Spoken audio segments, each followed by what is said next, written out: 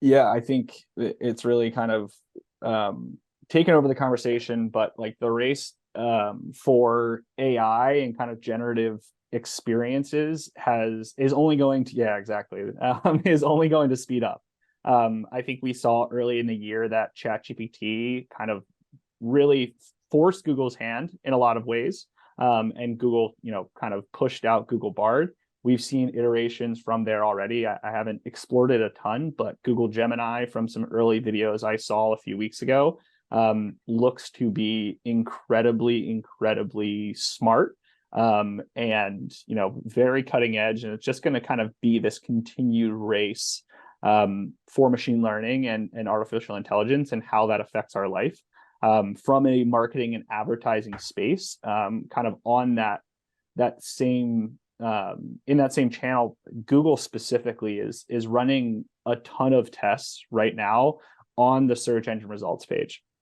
So what we've seen specifically in ecom, because I think that lends itself the most, but Google's search engine results page for ecom is becoming very similar to a product page type experience. So similar to what you'd see on Amazon if you search for socks, you're going to get the opportunity to filter directly on Google. So if you want black socks, if you want white socks, if you want ankle socks, the iterations are all out there. But Google is becoming that.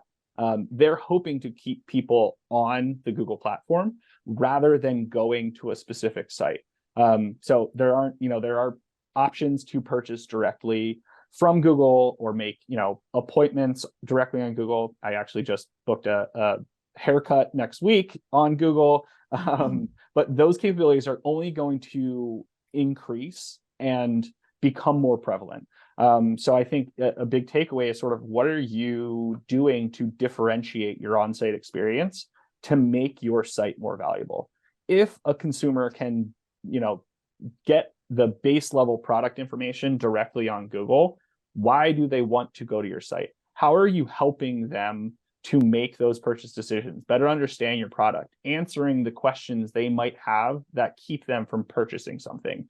And I think from, speaking to SEO, and that's where like a lot of the search generative experience stuff comes in. But people think of SEO often as being, how are you gaming the system? How are you beating Google?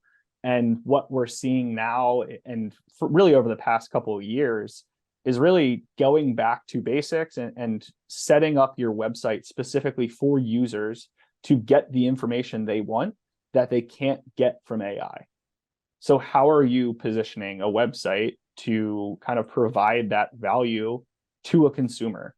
And what's the unique kind of value proposition from your website that will get people to engage and actually visit your site and choose your business over another business?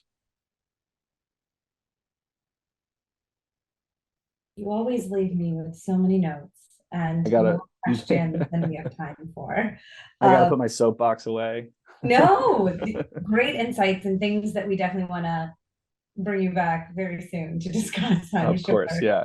Keeping our eye on some of Yeah, these. so I just think the whole generative search landscape is we don't know what we don't know. Yeah. It's coming out of beta, or we don't know what product they're even going to launch, right? So it's you need to be prepared, and I think the preparation is you you need to be prepared for a couple things to happen, and be ready to adopt to change and pivot, and realize like what Drew said. Is it going to take away from direct traffic that I'm getting on my website? And how's that going to impact my business? So there's a lot of unknowns. So I think generative search is going to leave a big unknown for the at least Q1 Q2 of 2024.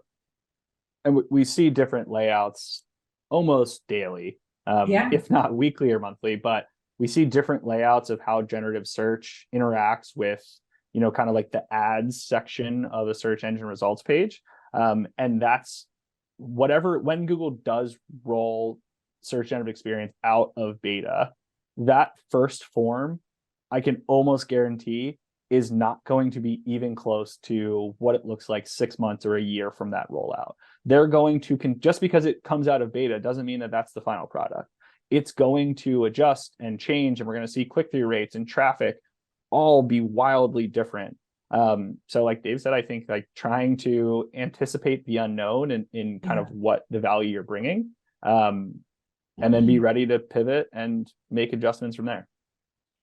The art of the pivot is something I've learned watching Dave lead this business is the most important thing, especially as it pertains to Google, because even the things that they give you will be different 5 minutes later. So it's all rapidly moving around us, but we're also all rapidly evolving around it as well. So things that we need to be thinking about. The recap for today is get back to basics. There's so much that you have to consider to layer on to your decisions. Don't just cut tactics. Think about the big picture and all the different things that are going to impact your advertising. But especially as you're preparing for 2024, think about politics, where you're at, where you're spending your money. If your budget has looked the same year in and year out, that's a red flag, and you definitely need to be adjusting it, but especially a year that is going to be heavy in politics, because your ads just aren't going to be seen, and your consumers aren't going to be able to engage with you.